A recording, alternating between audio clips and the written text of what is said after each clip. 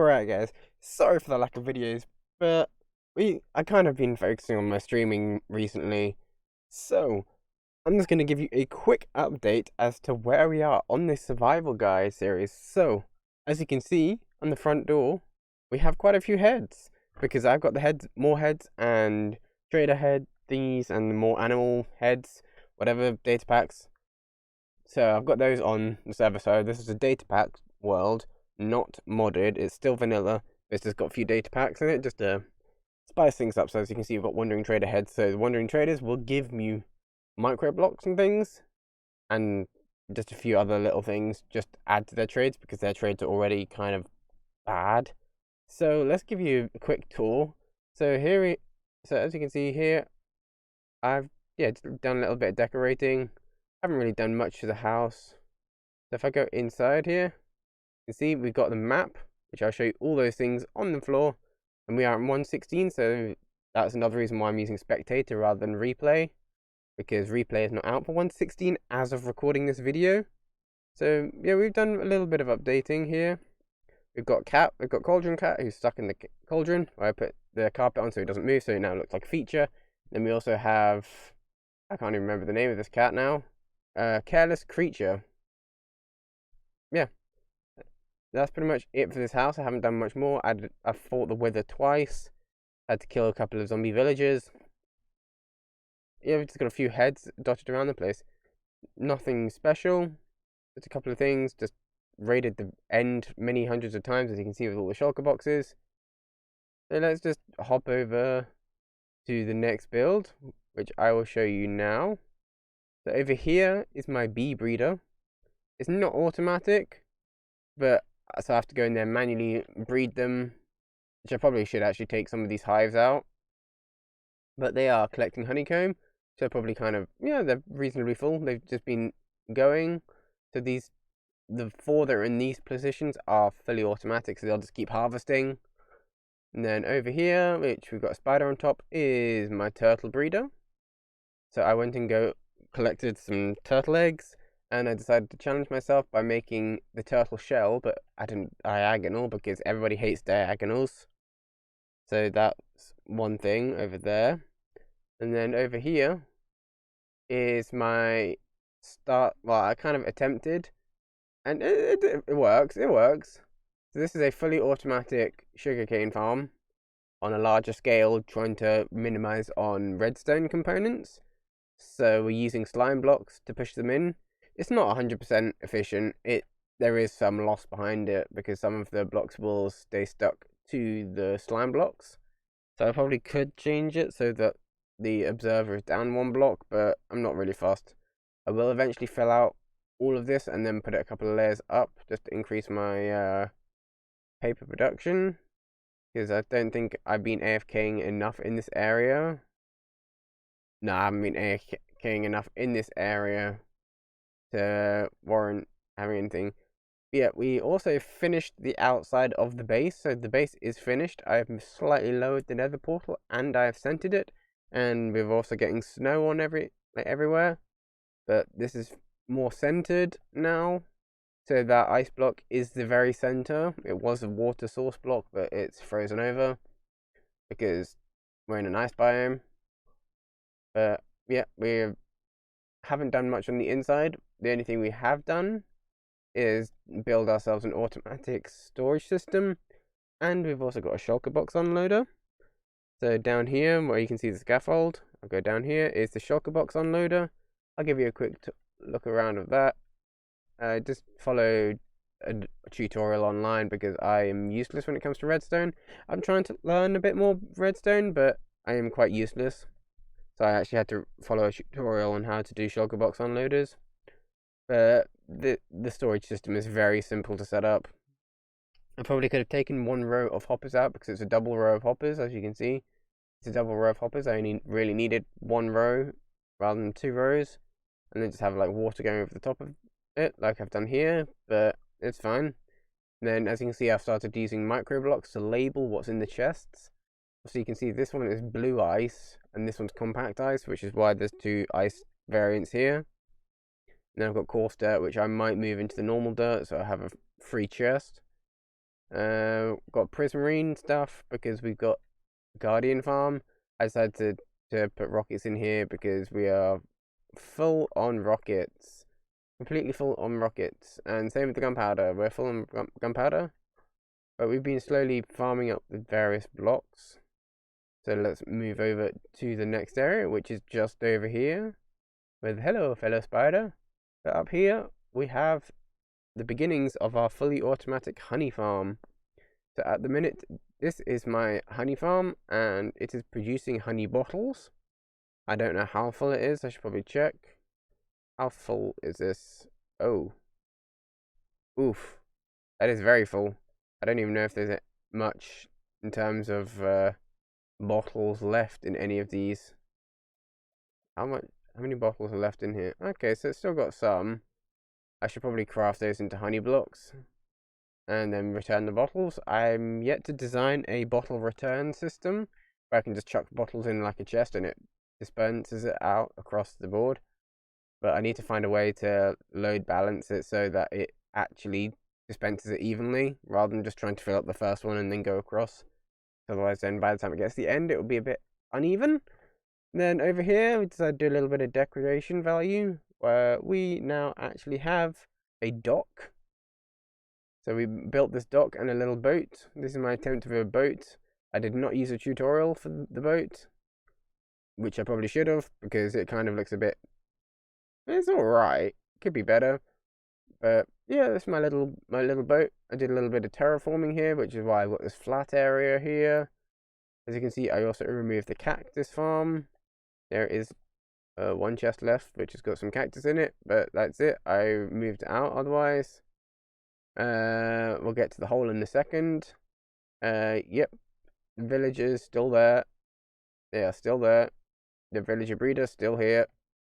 The villagers still there. We've got a beacon going through and a hole here because that's how I'm moving my villagers into this building here, which I do have the time lapse for, but until replay mod comes out in 1.16, I cannot show you that build. Yep, we've done that. So here we have, I think I counted up 86 villages in total, something like that. In the trading hall and the breeding area, it's about 86 villages. Now we also built ourselves a fully automatic mob farm. So this is mainly creepers and spiders, but it does generate other mobs as well. As you can see down here, we have labeled up all the chests. So it does generate us some other mob stuff, but not as much, because obviously string is here, so we're getting quite a lot of spider stuff. But gunpowder, we are up to our third double chest of gunpowder. Arrows are still trailing behind, and then I just have the offload of whatever's left over here on the end chest. That's pretty much how I've done that sorting system. And then, yeah, you've seen my iron farm, nothing's changed there. The only annoying thing was that I had to bring up another villager, another zombie up here, because 1.16 actually gets rid of any mobs that are named, so that basically despawned, even if you haven't named, if you've named them, you put armor on, and if you've done literally everything to stop them from despawning. 1.16 cleared that, which is very annoying. But yeah, so underneath here, underneath my villager breeding, oh yeah, I've also got my temporary bee farm here. Underneath my villager breeder, we have my stable.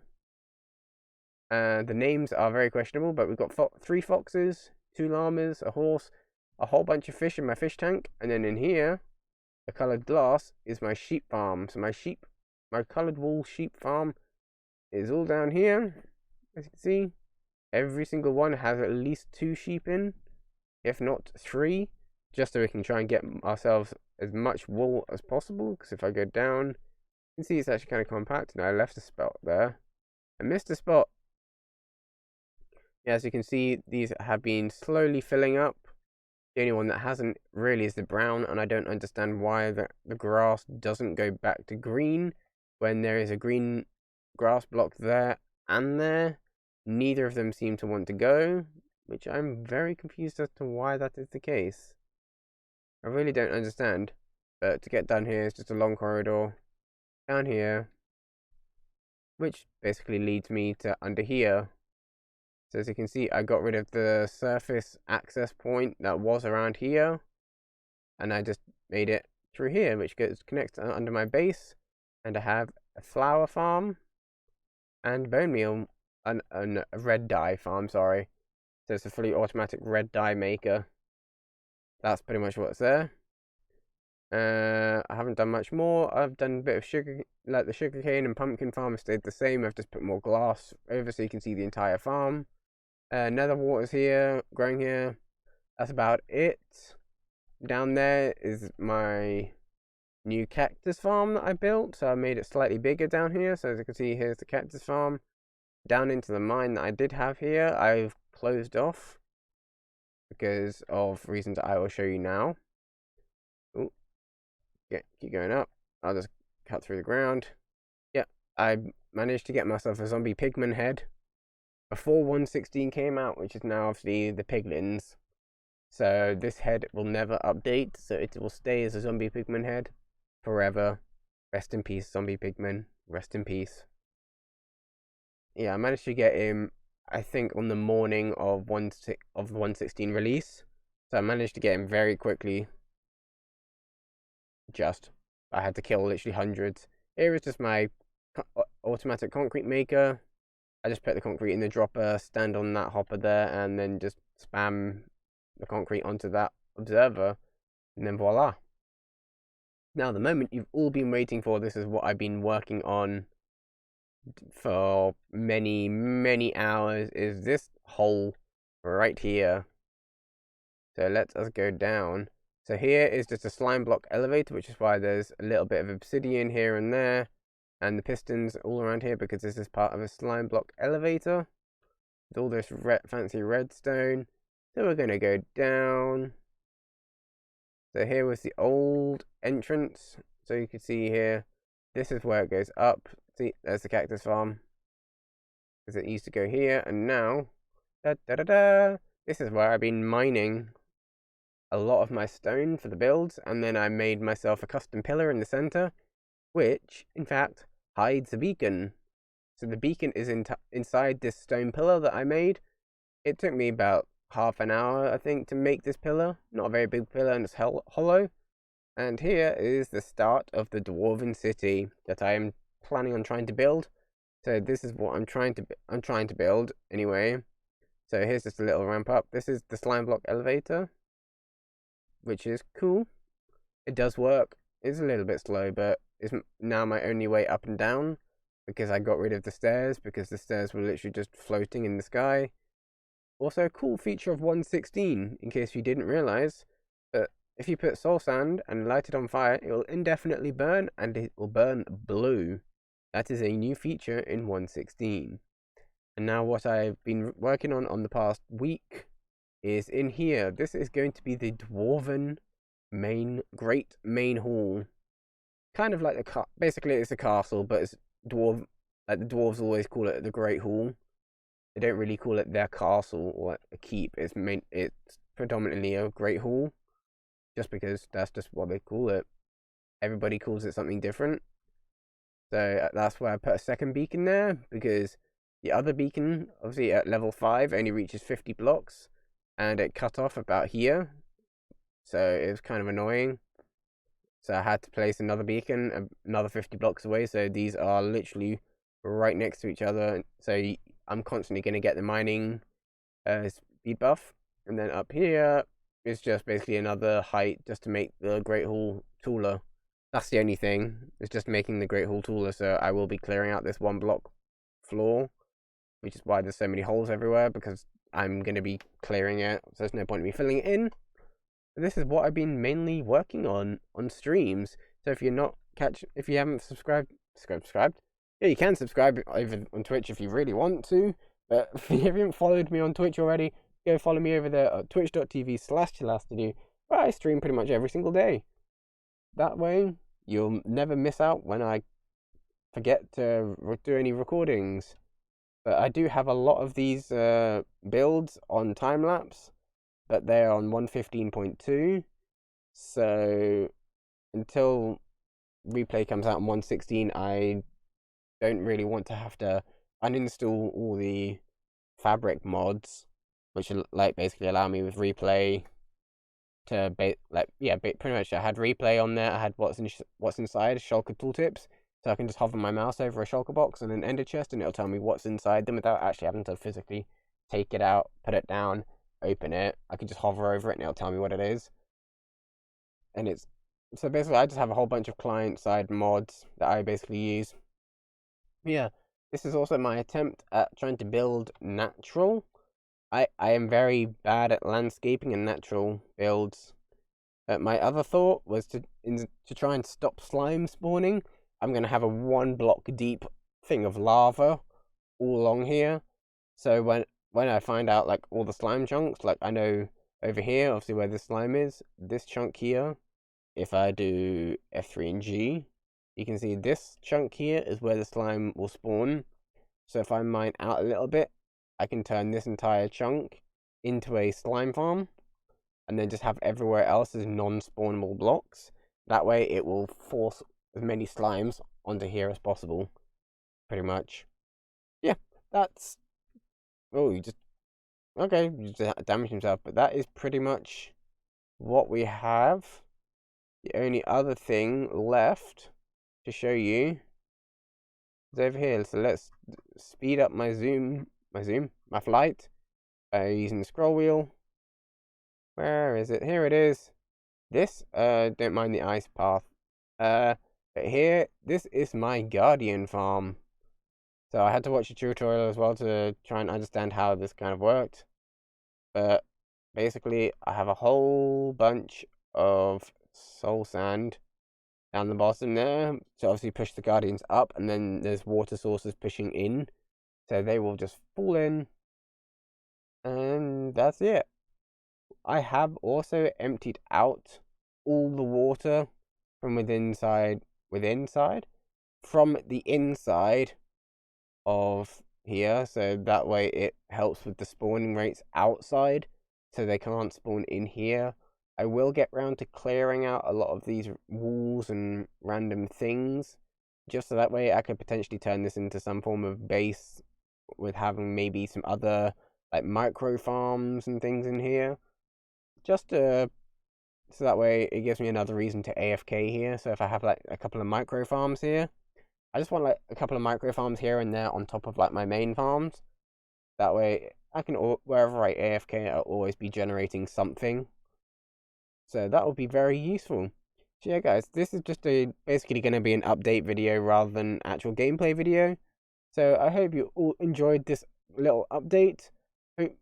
We will also be doing a new video series where we're doing an SMP, which hopefully we'll be starting later today. As of recording, which I'll probably just upload this video straight, like raw, without doing any fancy stuff to it. But guys, thank you so much. We're going to be watching the sunrise. Thank you so much for watching, guys. I will see all of you in the next video. If you haven't already, come join me on my Twitch stream, which I will be streaming a bit later on with the new SMP. So guys, thank you so much. I'll see you all in the next video. Have a fabulous rest of your day watching this beautiful sunset. Peace out.